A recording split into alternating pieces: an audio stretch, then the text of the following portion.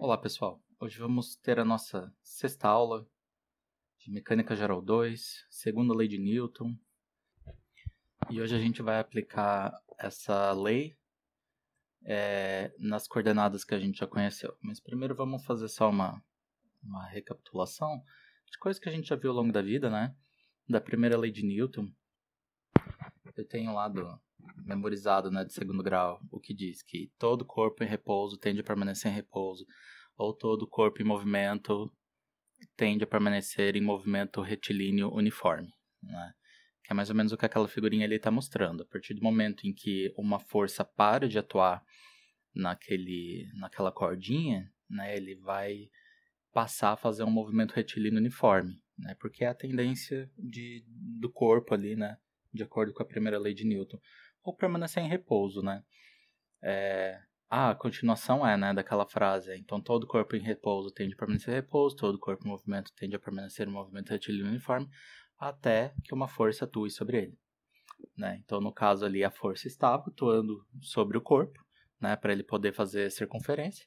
A força para de atuar, a bolinha segue o movimento retilíneo uniforme, certo? A segunda lei de Newton é o que a gente vai conversar, né, o que faz uma relação entre a força e a aceleração, né? A força exercida num corpo e a aceleração que esse corpo obtém, né? A partir da aplicação dessas forças, que é o que a gente vai ver com mais profundidade nessa aula. E a terceira lei de Newton é a da ação e reação, né? Que, alguns casos, deixa eu ver, a toda ação há sempre uma reação, oposta e de igual intensidade. As ações mútuas de dois corpos, um sobre outro, são sempre iguais e dirigidas em sentidos opostos. Então, se a gente exerce uma força em algum objeto, esse objeto vai exercer uma força igual e contrária na gente. Né? É isso aí. Ali tem um exemplinho clássico, né, de uma pessoa empurrando a parede. Então, aqui vai ter uma força igual e contrária. A gente, para se mover, para andar para frente, a gente precisa empurrar o chão para trás, né? Faça esse teste aí, né? Tenta andar para frente sem empurrar o chão para trás. Vê o que acontece, né? Então é para que a gente saia do lugar, para que a gente saia do repouso, a gente tem que fazer forças no chão, e essa força vai ser igual e contrária.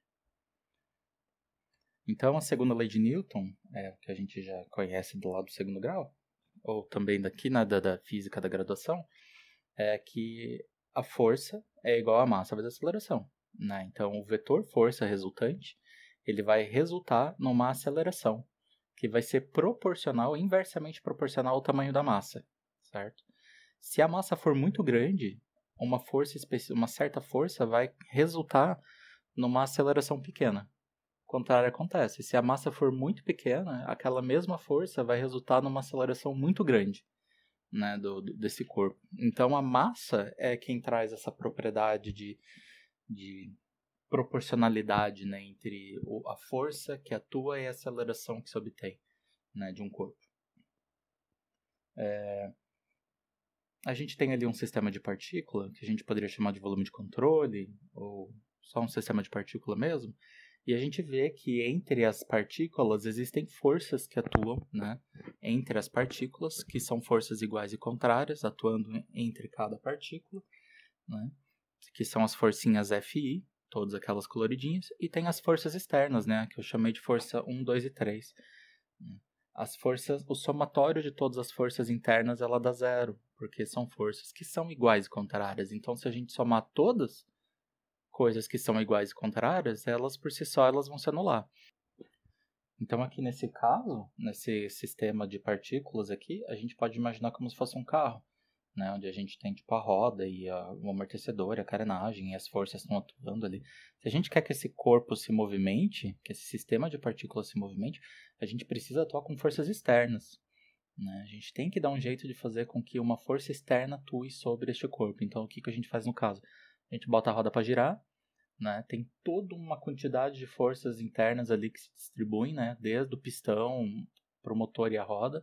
Né? Mas o que vai fazer o carro se mover é o carro empurrando o chão para trás, né? E no fim das contas, quando a gente analisa o carro, é a força que o chão faz empurrando o carro para frente, né? Então, é o chão que empurra o carro empurra o chão para trás, e como o chão permanece no lugar, né? Porque a princípio ele tem uma certa rigidez. Quando isso não acontece, tipo um chão de pedrinha, quando o chão não tem rigidez, né, para passar a força, para fazer a resultante, né, de empurrar o carro para frente, o carro vai simplesmente cantar pneu e fazer um poeirão. Mas se o chão for rígido o suficiente, daí o carro consegue empurrar o chão para trás, o chão mantém a sua rigidez e empurra o carro para frente, ok? Então a gente precisa de forças externas atuando nesse sistema, para que a gente consiga acelerar, para que a gente mude a nossa quantidade de movimento, e por aí vai. A gente tem também uma condição aqui que a gente pode analisar. Se a gente colasse acelerômetros em todas as partículazinhas e a gente conhecesse detalhadamente as massas dessas partículas, né, a gente conseguiria entender quais são, analisando o resultado de todas essas massas vezes acelerações das partículazinhas, a gente conseguiria entender o que está acontecendo de força externa resultante. A gente entenderia, opa, as forças externas, elas estão atuando assim assado. Então, de um jeito ou de outro. Por quê? Porque o meu sistema de partículas como um todo, né, ele está reagindo de uma certa forma que eu consigo observar calculando a aceleração na massa conhecida. Ok? Depois, se a gente passa a, dentro do sistema de partícula, analisar uma única partícula, daí a história muda. Daí a gente já não tem mais um sistema de partículas, a gente tem uma partícula individual. E daí sim, a gente pode observar quais são as forças externas a essa partícula, né, que estão atuando nela. Daí nesse caso mesmo, né, a partícula fazendo parte de um sistema de partículas, se a gente analisar a partícula individualmente, o somatório de força não tem que dar zero. Porque agora na partícula atuam forças externas. Né? Então a gente pode aplicar a segunda lei de Newton em todas as coordenadas que a gente estudou. Né? Aqui a cartesiana, a normal tangencial, tem também a radial transversal que a gente pode aplicar, certo? E agora conhecendo como que aquelas acelerações se comportam, a gente pode ver agora como que as forças interagem junto desse sistema, né? Aqui tem uma relação interessante. Tanto é que o Wikipedia, eu não fui ver a fonte que o Wikipedia usa para falar isso. O Wikipedia tem algum problema usar o Wikipedia? É um pecado muito grande? Não, dá para usar o Wikipedia. Hoje o Wikipedia é muito bom, já tem bastante, já é um troço mais consolidado e que é mais difícil de trollar, né? E tanto é que, né, contribuam com não sei se eu já comentei isso com vocês nessas aulas aí, mas, sei lá, vocês podem contribuir com o Wikipedia em coisa que vocês se interessam, sabe? Então, pode ser um troço interessante. Eu tenho colegas ali da biologia que utiliza que propõe aos alunos da disciplina que façam um estudo ali, um trabalho, e que vai ser colocado já com objetivo, né, já com o formato de colocar no Wikipedia.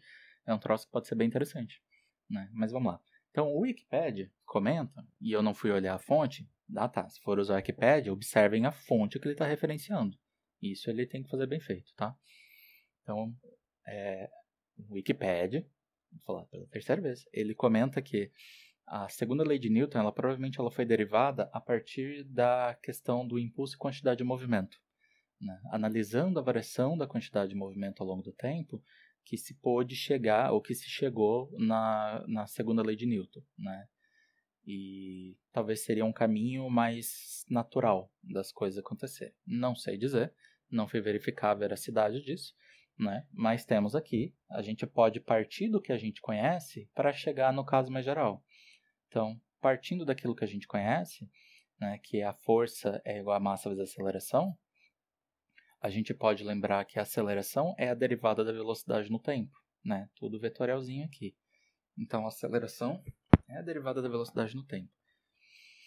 Aqui a gente vai dizer que se a massa for constante, ela pode entrar para dentro da derivada. Né? Então, a gente fica com essa derivada desse produto m vezes v. Essa grandeza m vezes v é a quantidade de movimento, tá? Que ao longo aqui do semestre a gente vai chamar de QMOV, ok?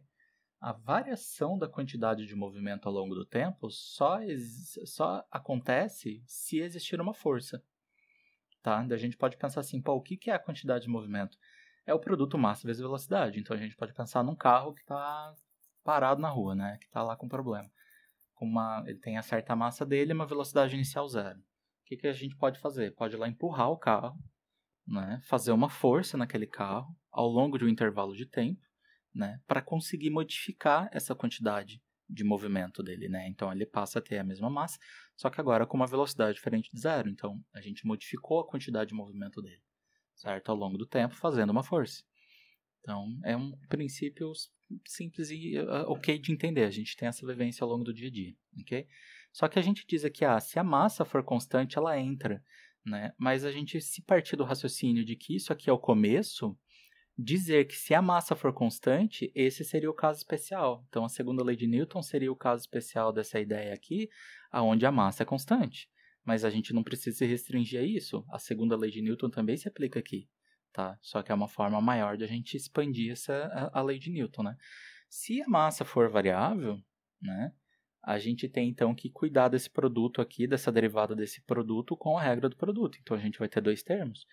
A gente vai ter a velocidade, né? Se a velocidade variar no tempo e a massa variar no tempo, tá?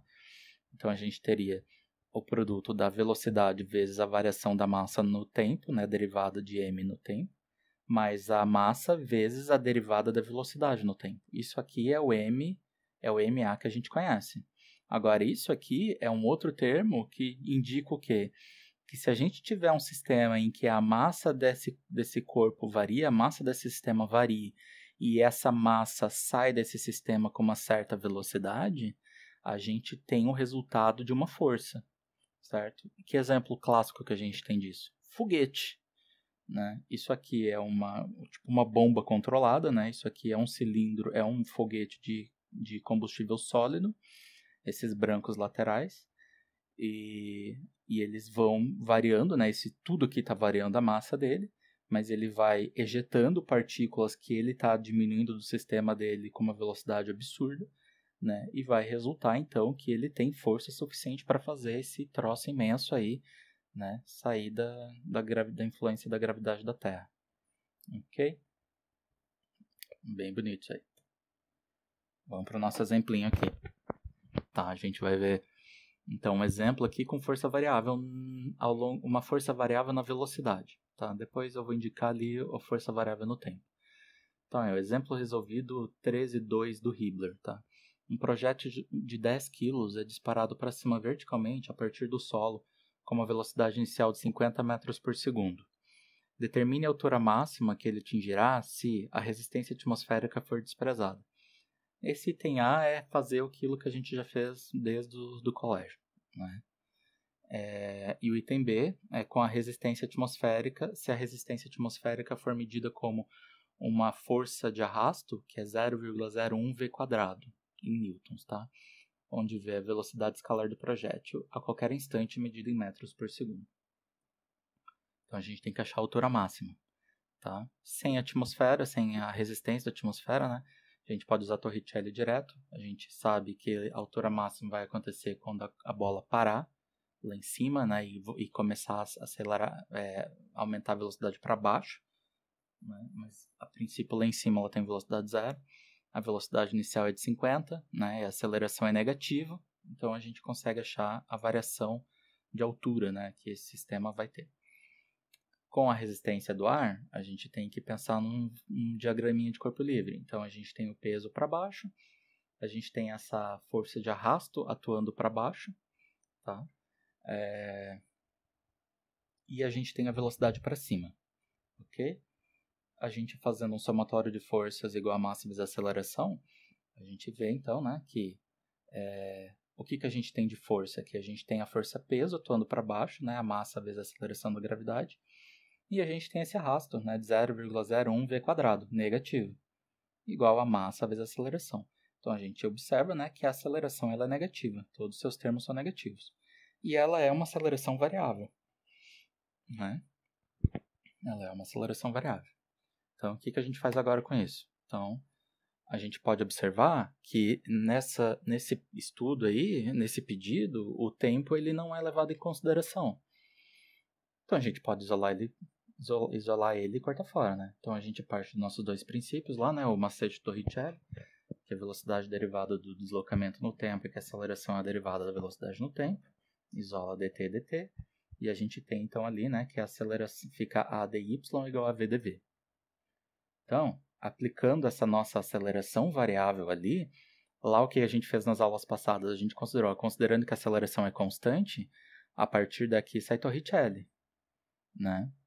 A gente fez com um x ali, né? A partir daqui sai Torricelli, que é isso aqui, v quadrado igual a zero ao quadrado mais 2a delta y. Agora a aceleração é variável, então a gente não vai chegar em Torricelli, a gente vai botar isso aqui para integrar, ok? Então a gente substitui essa aceleração, faz separação de variáveis porque esse termo aqui ele é função da velocidade, e todo o outro lado da igualdade aqui também é função da velocidade, né? Então a gente faz a separação de variáveis e bota para integrar, tá? Daí aqui eu botei o Wolfram Alpha, né? Porque hoje eu sou só usuário disso aqui, usem com moderação, vocês estão fazendo os cálculos ainda, então usem com parcimônia. Apesar que, né, vocês já devem ter umas ferramentas mais top que isso aí. Mas na minha época de graduação não era tão fácil assim não. Então, que nem era muito, hein? 2007. Então, o tempo aqui não é relevante. Tá, então, isso eu já falei. Tá, integrei. E a gente acha, então, que esses termos integrados aqui, a gente vai ter uma variação de altura, né, já que a gente tem aqui ó, de y a y0, considerando y0 igual a 0, a gente vai ter y final igual ao quê? Igual a 113,5 metros. Okay? Então, comparando com o 127, a resistência do ar diminuiu, né, como era de se esperar, um pouquinho a altura máxima que esse corpo chegaria.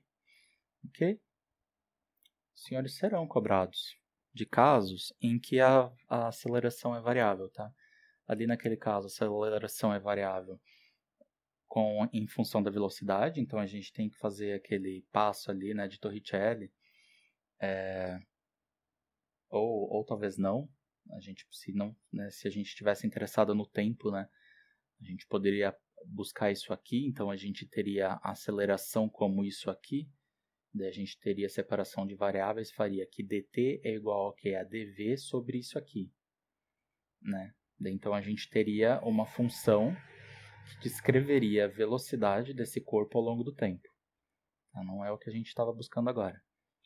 Então a gente estava buscando uma função de velocidade uma função que descrevesse a velocidade em função da posição aqui, daria a posição em função da velocidade. Ok? Isso aí é bonitinho. Aqui, ó, ênfase, tá? Atenção.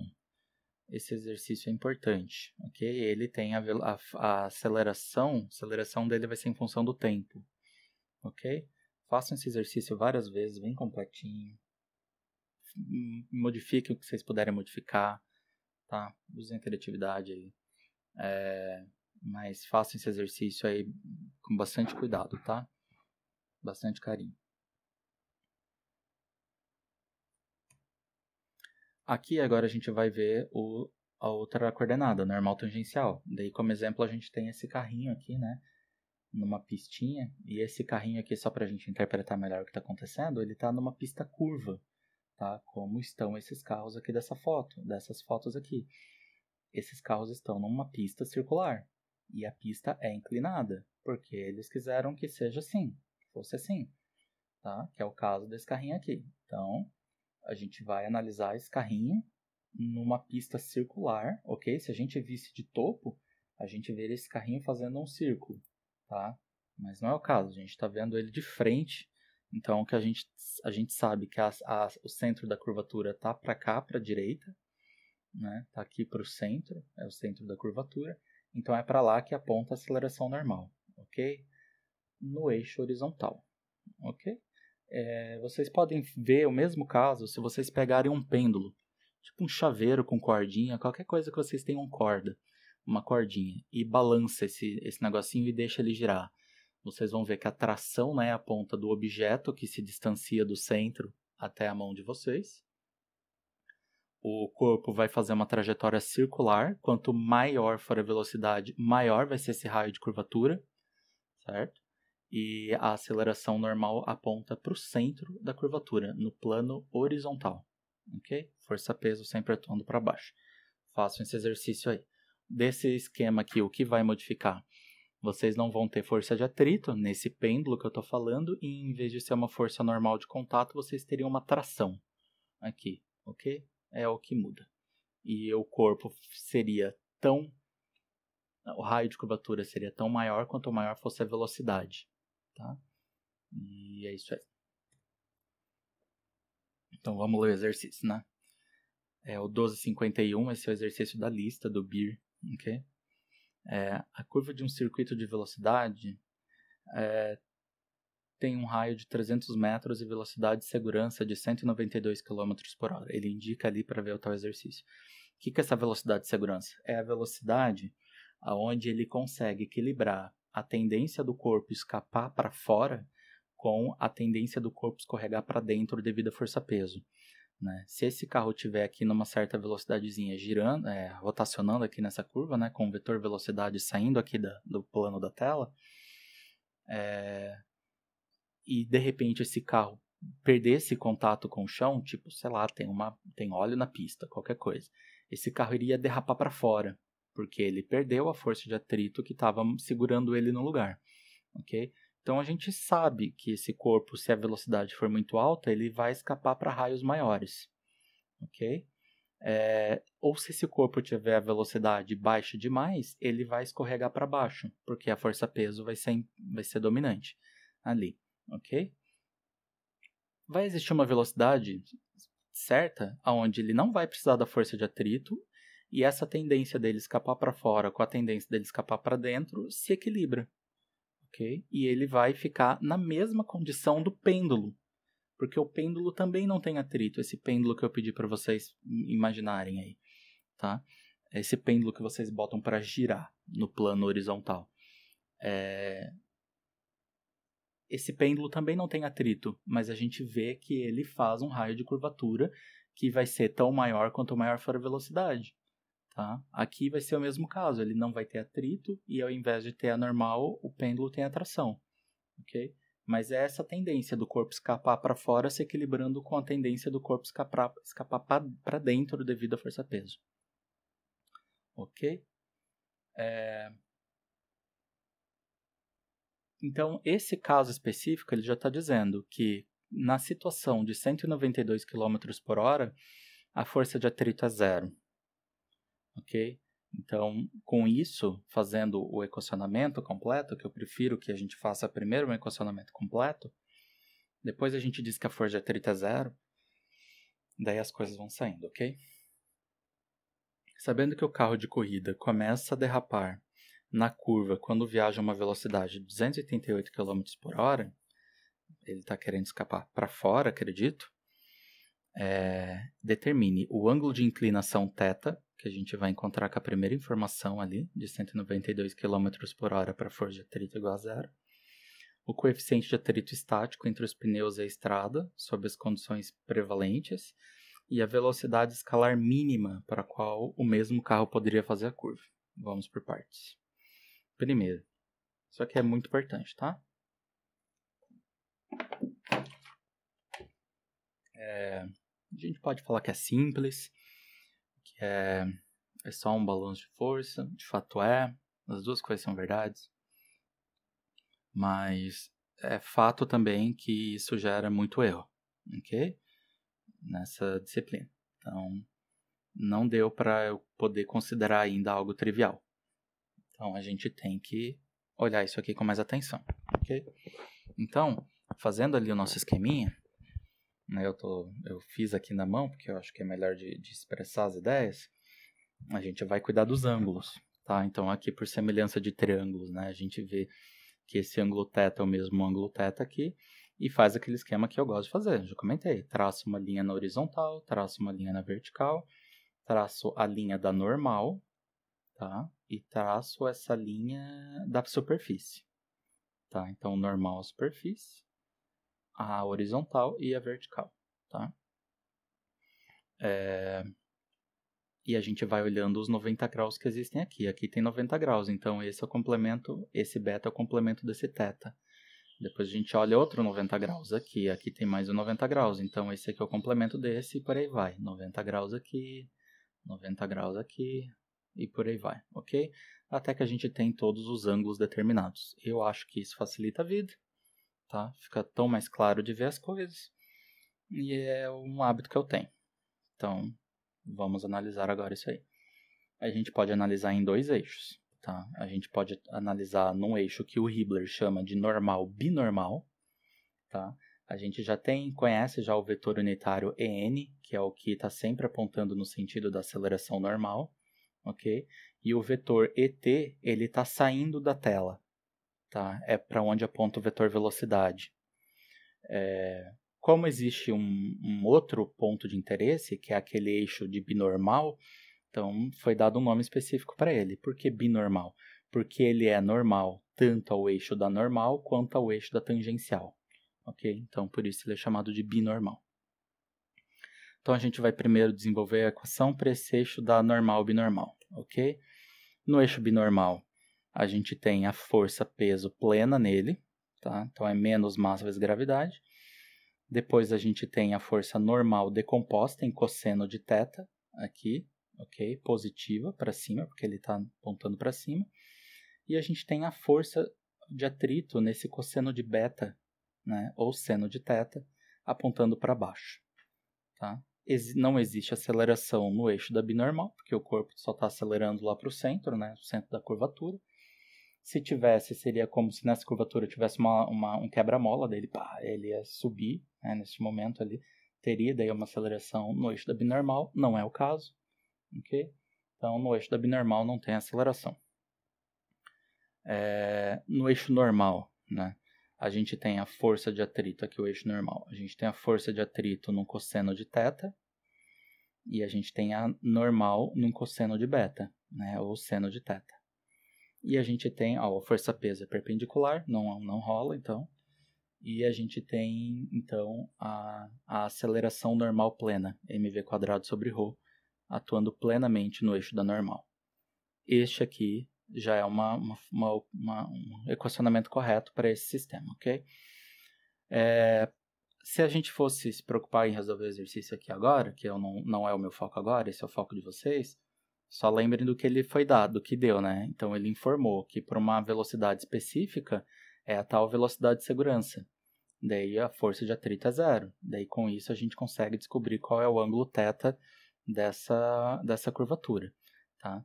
Depois ele pede qual é o coeficiente de atrito dessa curvatura. Então, a gente já conhece o ângulo θ e a gente pode agora buscar achar esse equacionamento para achar o ângulo, o coeficiente de atrito.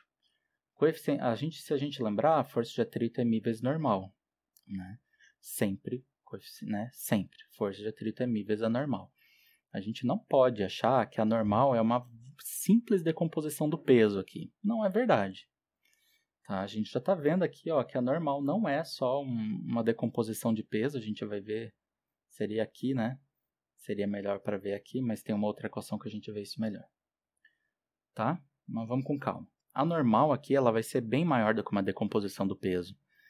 Porque a força de atrito, porque o carro tem uma tendência de escapar para fora da curvatura. E quem garante isso? Quem ajuda a segurar isso? A força normal, ok? E a força de atrito também, que é uma resultante da normal. Então vamos lá. A gente quer achar o coeficiente de atrito, então a gente precisa achar uma equação para a força de atrito e uma equação para a força normal. Se a gente olhar aqui, eu não consigo achar uma equação isolada, que tenha só φ sem a normal ou que tenha só a normal sem a φ. Então, esse eixo de coordenadas, para esse problema específico, onde tem que achar o coeficiente de atrito, ele não é uma boa, tá? Especificamente para esse aqui. Então, não dá para isolar uma equação que tenha só φ ou só a força normal. Então, vamos para outro eixo de coordenadas, tá? Então, a gente vai agora para esse eixo XY, tá? Que é uma opção tão boa quanto a outra para resolver esse tipo de problema, ok? E é isso aí, então a gente só está mudando os eixos de coordenadas, ok? Continua sendo um eixo ortogonal aqui. Então, vamos lá, no eixo X, o que a gente pode decompor, né? Eu tenho a força de atrito plena, não tenho que decompor ela. Eu tenho a força peso atuando para baixo, então essa decomposição é positiva, então vai ser um P cosseno de beta, ou seno de θ, né? E eu tenho a aceleração normal decomposta aqui no cosseno de θ, ok? Eu não tenho aceleração normal nessa equação, porque a aceleração normal está ortogonal, ok? Então, não tem aceleração normal, a força normal. O eixo Y, eu tenho então a força normal plena, né, atuando positivo. Eu tenho a força peso atuando aqui negativa, né, com P cosseno de θ, peso cosseno de θ, e eu tenho então uma decomposição de aceleração, que é v² sobre ρ, num cosseno de beta ou seno de θ, ok? E aqui a gente pode ver, quer ver, ó, onde está essa normal? Agora a gente tem uma equação só de força de atrito e só normal. A FAT o mi, por exemplo, o mi é FAT sobre normal, então a equação da normal é a de baixo. Então, ó, observem que a força normal, ela não é só uma decomposição do peso. Não é. Num caso de uma pista inclinada, ela não é apenas um peso decomposto. Ela tem uma porção que é função da velocidade. Então, quanto maior for a velocidade, maior vai ser a força normal, né? Porque o carro tem cada vez mais essa tendência de escapar para fora, ok? E quem segura ele? Quem segura ele é o chão, né? É o chão que não deixa o carro escapar pela tangente e sair da curvatura, ok? Então, e escapar. Então, quanto maior for a velocidade, maior for a força normal, nesse caso de pista inclinada, ok? E aqui no caso se resolve, tá? A gente já conhece o θ e conhece todos os outros dados, então a gente consegue achar quem é o mi aí da situação, ok? Daí tem um outro caso lá que ele pede qual é a velocidade mínima, né? Então agora que a gente conhece o θ e já conhece o mi, a gente tem que pensar na velocidade mínima. A velocidade mínima, quando esse carro estiver na velocidade mínima, ele vai tender a escapar para baixo, a escorregar para baixo. Então o que acontece é que a força de atrito vai atuar de cima para baixo. Tá? Então o que a gente faz? A gente pega esses equacionamentos e coloca um sinal negativo nas forças de atrito. Ok? Pronto, resolveu. Daí a gente descobre que velocidade é aquela ali, tá? Que vai atuar. Ok? Para essa força de atrito atuando de baixo para cima. Vamos lá, mais um caso aqui, de segunda lei de Newton aplicada. Então, movimentos dependentes e segunda lei de Newton. Então, essa é uma modificação que eu fiz do exercício 1230, ok, do Beer. Eu fiz esse modificado para quê? Porque eu queria botar elevador, tá? Porque elevador gera polêmica. Então, botei elevador aí, daí a gente, né, pode ver pelo menos esse caso aí. Então, o que a gente começa? Quando vê um exercício desse, esse aqui ficou poluído, né? Eu sei, mas a gente com calma, amor e carinho, a gente vai fazer e vocês podem fazer melhor do que isso aqui não ficar tão poluído, ok? Então, aqui tem o desenho não poluído. Então, a partir do começo, o que a gente faz? A primeira coisa que a gente faz nesse exercício, acha um ponto fixo para botar como referência, ok? Então, foi o que eu fiz aqui. Depois, quando a gente vê elevador, a gente corta fora o motor. Corta fora ali a cordinha do motor, tá? E faz de conta que ele não existe. Mas a gente, né? Os pedaços de cordas continuam ali atuando. Então, a gente tem que dar nome para eles, tá? Então, nesse caso aqui, deixa eu ver como é o próximo. Então, tem que ver esse aqui. Então, aqui, ó, a gente vê que esse pedaço vazio aqui, eu chamei de XM, porque ela é a corda que vem do motor M. Tá? Então, eu chamei esse trechinho aqui vazio de XM. E esse trecho aqui de corda, eu chamei de XN. Tá? Que é o trecho que iria lá para o motor N. Ok? Aqui, ó, eu botei esses quadradinhos em volta dos motores, porque isso aqui são tamanhos constantes, isso aqui não vai variar nesse meu desenho. Tá? Então, eu chamei aqui de XA desde o ponto da roldana. Tá? Da referência até o ponto da roldana, eu chamei de XA. Da referência até esse ponto da roldana, eu chamei de XB. Da referência até esse ponto da roldana, eu chamei de XD. Okay? Então, observem que tudo está sendo nomeado a partir da referência. Da referência até essa ponta de cotoco aqui é XM. da referência até esse outro ponto aqui é xn, ok? Então, eu não sei como eu consigo ser mais enfático do que isso, tá? Tem que ser a partir da referência, os nomes que a gente dá para as coisas, ok? Por que esse mapa, esse desenho aqui ficou mais polido? Porque eu botei as trações. Então, se a gente estivesse querendo saber de potência, né, potência que a gente vai ver mais para frente, que é um produto de força com velocidade, se vocês pegarem e abrirem as unidades, vocês vão ver que força, que é Newton, que é metro vezes quilograma metro por segundo ao quadrado vezes metro por segundo, vai dar unidade de potência, tá? Que seria a primeira unidade de trabalho e depois essa unidade de trabalho dividido no tempo. Não. Então lá, às vezes a gente precisa, né, achar a velocidade com que esse motor está puxando o cabinho e a força que está atuando nele. Então aqui eu sei que a força que está atuando nesse motor é a força de tração da corda 1. Tá? Então aqui os dois estão sentindo a tração T1. A corda 2 tem uma tração T2. Ok? Nem sei se isso aqui seria um caso viável de botar elevador desse jeito, né? Imagino que não. Mas só botei aqui para complicar o motor em cima e o motor embaixo para a gente ver os diferentes casos, ok?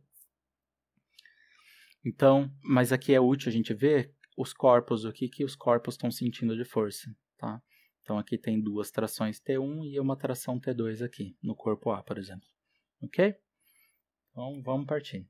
Então a gente precisa achar, essa é a proposta do exercício que eu inventei, achar 5 equações, tá? Que vão descrever, que se propõe a resolver as trações T1 e T2 e as acelerações do corpo A, B e D, ok?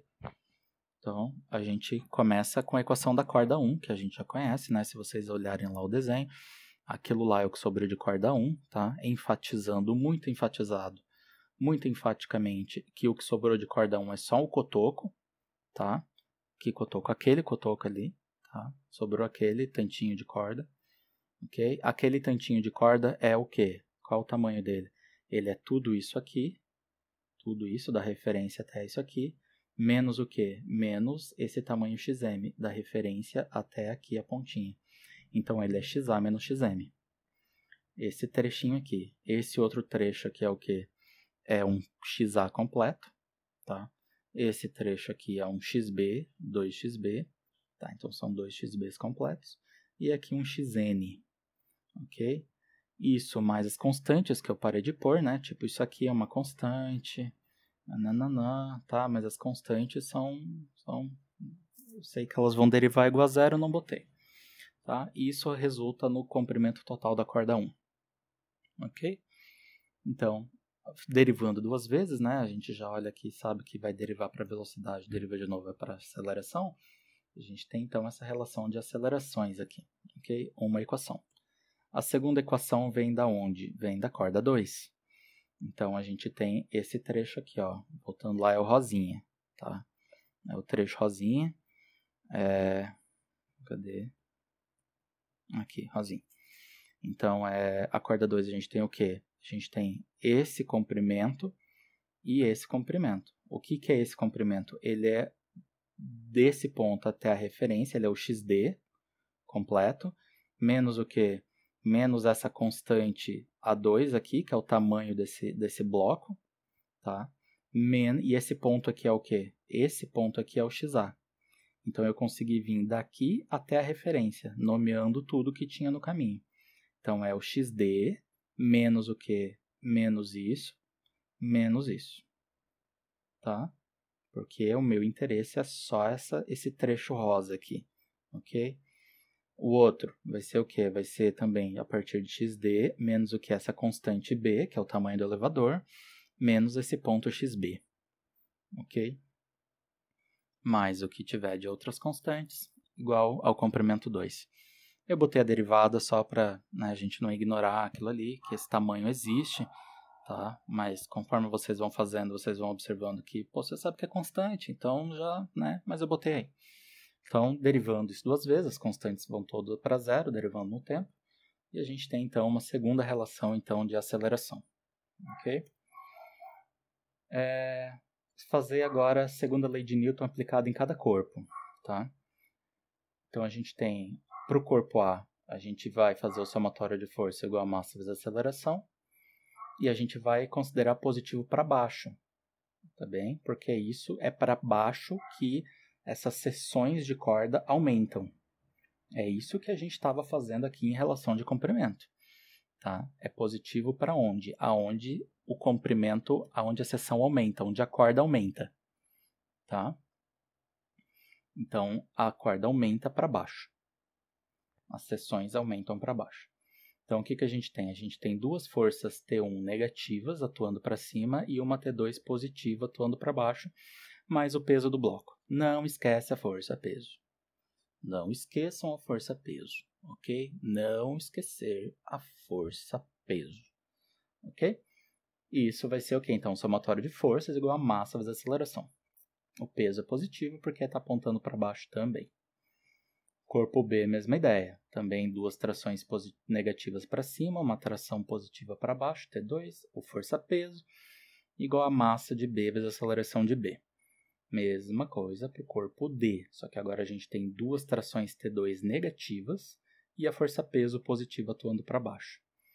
Somatória de força igual a massa vezes a aceleração, estamos fazendo para o corpo D, então vai ser massa de D vezes a aceleração de D.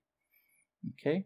Quais são as forças que resultam? Quais são as 5 equações, então? São as duas relações de aceleração e os três somatórios de força e as três em cada corpo. Ok? Se a gente botar isso aqui num programinha que resolve sistema de equação, né, foi o que eu fiz aqui, botei essas equaçõezinhas aqui e coloquei o resto das variáveis que a gente tinha que dar valores, né? Então, botei as massas de todos os corpos, que eu chutei aí tudo igual a 1, botei a aceleração da gravidade, chutei uma aceleração do elevador N, uma aceleração com que ele enrola, né, de -2, então ele estaria soltando, né? Nem tinha pensado na hora direito lá. Então ele estaria soltando aqui corda, enquanto o AM estaria puxando. Na verdade eu não sei, né? Eu só sei da aceleração dele. Talvez ele estivesse... Enfim, eu não estou falando aqui da velocidade, eu estou falando da aceleração. O que eu botei ali é o quê? Que a aceleração desse ponto aqui está para cima, porque eu botei negativa, e para baixo é positivo. Mesma coisa para o ponto 1. Então, a aceleração desse ponto é 1 para cima.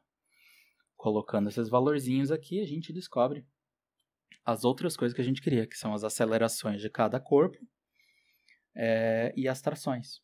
Ok? Então, a gente resolve isso aí bonitinho. Só tem que lembrar que tem o mesmo número de equações, mesmo número de incógnitas. Então, eu que tinha 5 equações, dei informação suficiente para resolver 5 incógnitas, que foram as acelerações dos 3 corpos e as 2 trações, ok?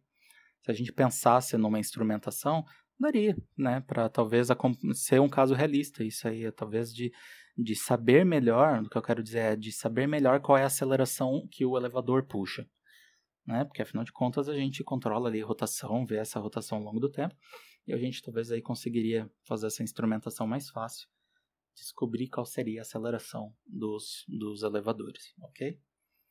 Só um exemplinho aí. Isso aí. Aula corrida, eu sei.